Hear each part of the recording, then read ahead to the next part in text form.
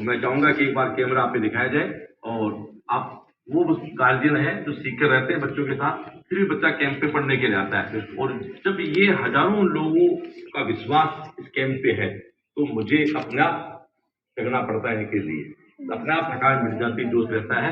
एक बार परिवार हर संडे दिन सत्संग के लिए चला जाता है। ऐसा महाराज जी में क्या है, ये बच्चे थोड़ा सा जिज्ञासु थे और उन्होंने क्या किया कि ऐसा करते अपन भी महाराज जी की परीक्षा लेते हैं।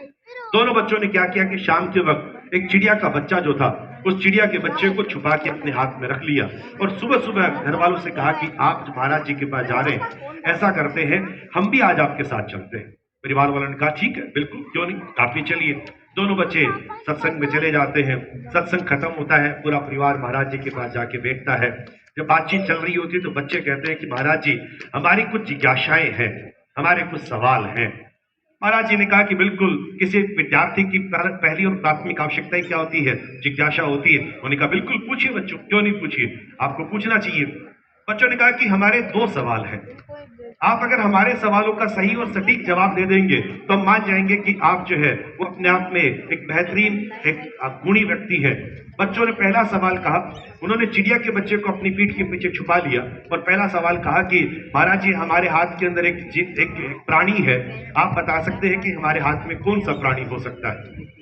महाराज जी थोड़े से समझदार थे, उन्होंने विचार किया और समझा कि ये बच्चे इतने छोटे हैं, इनके नन्हे हाथ हैं, किसी बड़े जानवर का बच्चा ये लोग लेके नहीं आ सकते, जहरीले जानवर से ये बच्चे डरते हैं, वो कुछ हो नहीं सकता।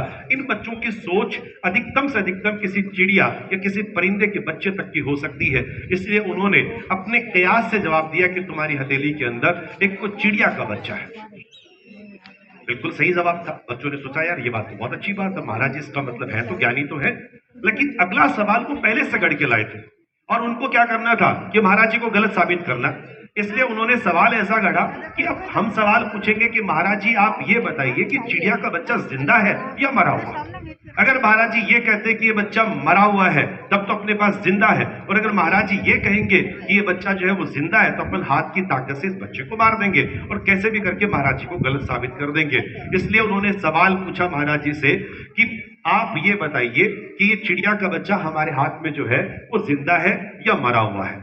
महाराज जी समझदार थे, वो समझ गए कि बच्चे उनकी परीक्षा लेना चाहते हैं, लेकिन उन्होंने बड़ा सटीक जवाब दिया जो यहाँ बैठे हुए सारे बच्चों पे आप कह सकते हैं कि बिल्कुल प्रासंगिक होता है। उनका जवाब था कि ये जो बच्चा तुम्हारे हाथ में है, इस बच्चे का जीवन और मृत्यु ये तुम्हारे हाथ की ताकत पे निर्भर करता है। तुम अपनी ताकत से जिस तरीके से इसको सहेज के रखोगे, अगर सामान्य परिस्थिति में रखोगे तो ये जिंदा रहेगा, और अगर तुम इतनी ताकत को ज्यादा बढ़ा दोगे तो हो सकता है कि ये मर जाएगा। यही बात मैं तुम बच्चों से कहना चाहता हूं कि तुम्हारा आने वाले कल का भविष्य का बच्चा तुम्हारे हाथों में है। अगर तुमने अपने हाथों के अंदर मोबाइल गैजेट्स का इस्तेमाल करके अपने वक्त को जाया करना शुरू कर दिया तो तुम्हारे भविष्य का बच्चा मर सकता है। और अगर इन्हीं हाथों में तुमने अपने आप में किताब और पेन के साथ अपने खुद के आने वाले कल के भविष्य की एक नई कहानी लिखने की शुरुआत कर दी तो ये बच्चा अपने आप में बहुत ऊंचाइयों तक जा सकता है। इसलिए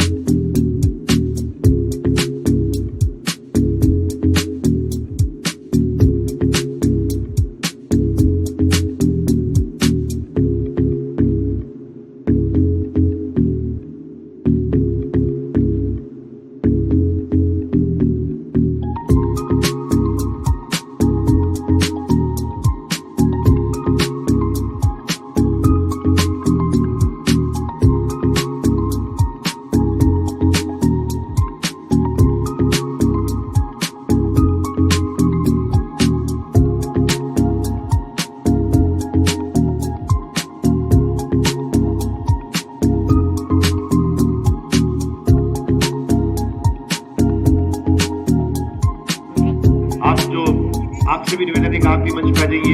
श्रीमान राकेश जी भामू प्रधानाचार्य, आपसे भी निवेदन है कि आप भी मंच पे आइए। श्रीमान सुरेंद्र सिंह जी, आपसे भी निवेदन है कि आप भी मंच पे आइए। और इसके अलावा जो Govind Sihar, Krishnalal Sihar selected chairman 2022 CMC Ganganagar में है, आप और आपके अभिभावक जो है वो इस कार्यक्रम में मौजूद है, आपसे निवेदन रहेगा मंच पे आइए। इसके अतिरिक्त प्रवीण शौरान, सर्व श्रीमान भागीरथ जी शौरान सिलेक्टेड 2021, आप भी मंच पे आइए। महक पुरानी,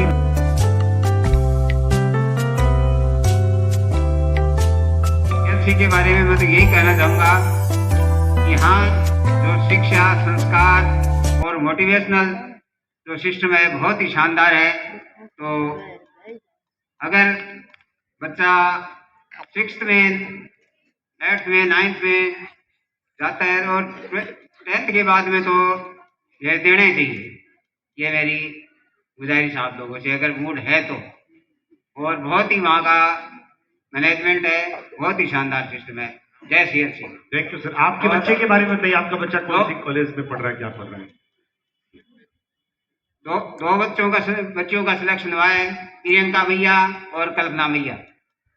प्रियंका भैया 3rd ईयर के एग्जाम देके 4th ईयर में, MBBS 4th ईयर में अभी झालावाड़ से कर रही है। और दूसरी बेटी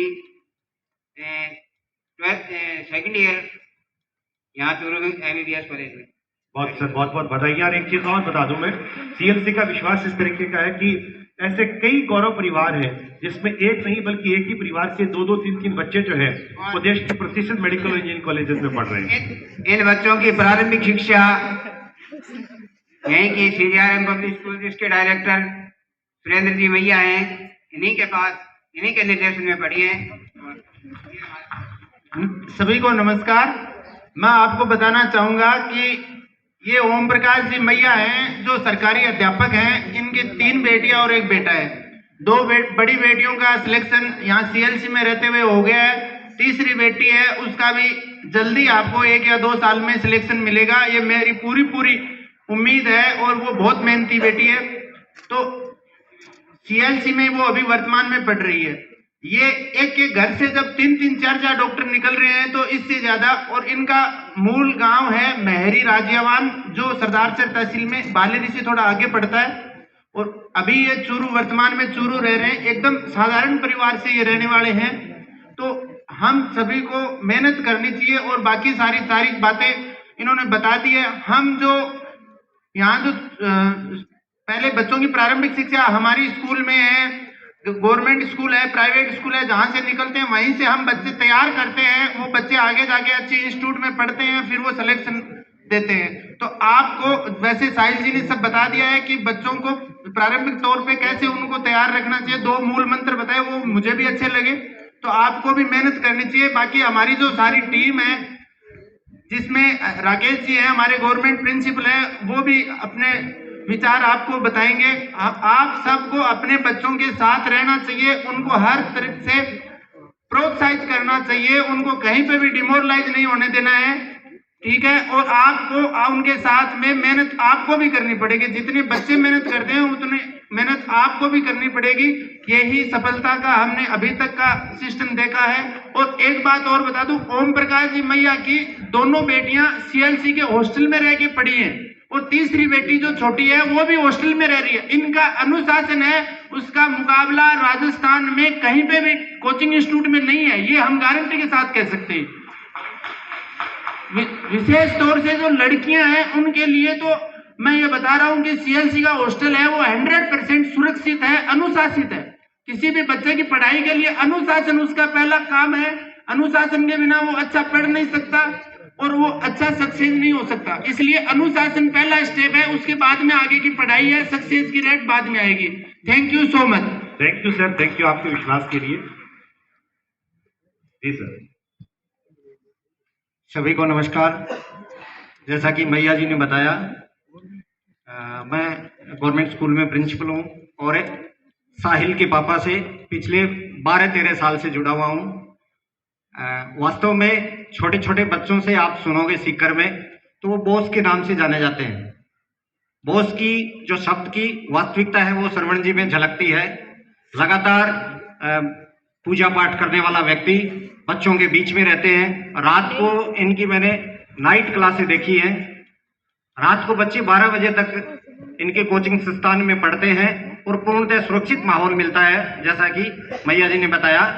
तो वास्तव में शेखावाटी में नहीं, आज तो भारत के हर क्षेत्र में सरवणन जी के तैयार किए हुए डॉक्टर, इंजीनियर, अब तो सेना के बड़े बड़े ऑफिसर भी मिलने लग जाएंगे और IAS RAS भी मिलेंगे। विदेशों में भी आज सरवणन जी के तैयार किए हुए डॉक्टर अपनी सेवाएं दे रहे हैं। तो एक बार उनके लिए जोरदार तालियां CLC के लिए। थैंक यू सभी को, आप पधारे, आपने हमें सम्मान दिया, इसके लिए साहिल को मैं भी बहुत बहुत धन्यवाद देना चाहूंगा। Thank you sir, thank you. और कोई आप? यस प्लीज जी। जय CLC। शिक्षा, संस्कार, सफलता और सुरक्षा अगर आपको अपने बच्चे में चाहिए तो CLC के अलावा कुछ नहीं, कुछ नहीं, कुछ नहीं। Thank you. Thank you madam, thank you madam, बहुत बहुत शुक्रिया आपका। जी सर प्लीज। सभी को नमस्कार। मैं कमलकांत शर्मा चूरू से। बेटे ने 12th के साथ CLC से 675 नंबर लाके और SMS में आज 2nd ईयर है उसका। और पीछे जब यहाँ पे प्रोग्राम हुआ था, आज सर नहीं आए, सर ने यहीं से अनाउंस किया था बेटे के लिए, बेटे का नाम चेतन शर्मा है, कि ये बच्चा आने वाले टाइम में सीनियर के साथ ही सिलेक्शन होगा उसका। यहाँ से वो इसी मंथ से अनाउंस करके गए थे। Thank you sir, thank you. Test के अंदर एक बार मेरे बुआ जी के लड़के कृष्ण कुमार बेनीवाल का चयन हुआ था।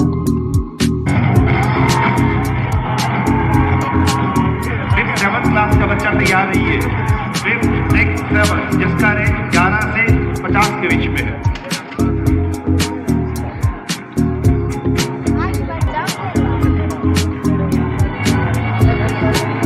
क्लास 5th, 6th और 7th लौट आ जाइएगा। 5th, 6th, 7th क्लास का वो बच्चा जिसका रैंक 11 है।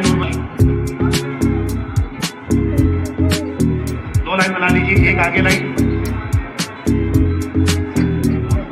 2 लाइन बचेगी, 2 लाइन बचेगी, 2 लाइन बचेगी। क्लास 7th का बच्चा जिसका रैंक 11 से 50 के बीच में।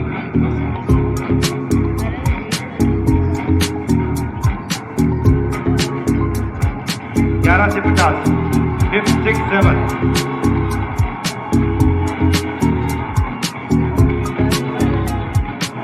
बस एक बार रोक लीजिए, शाबाश।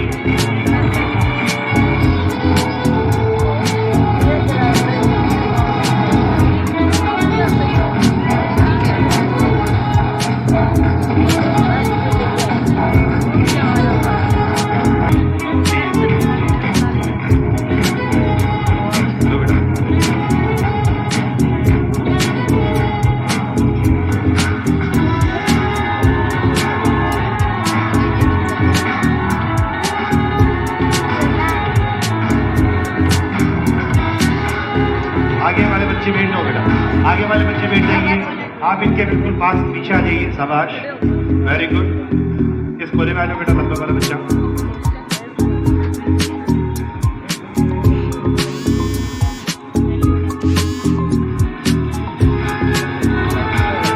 Thank you. आप इधर से क्लास